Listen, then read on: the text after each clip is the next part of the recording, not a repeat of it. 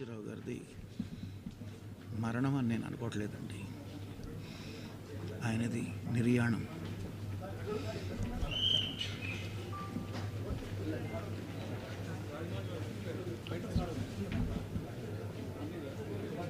ఒక్క మనిషి అన్ని రంగాల్లో అన్ని ఇన్స్టిట్యూషన్స్ ఎస్టాబ్లిష్ చేసి, అంటే ఏదో ఒక ఇన్స్టిట్యూషన్ ఎస్టాబ్లిష్ చేయడం కాదు, దాంట్లో ఉన్న విధి విధానాలు కానీ పని విధానాలు కానీ కొత్త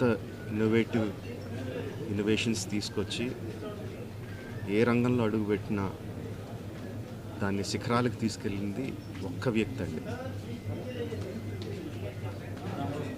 ఆయన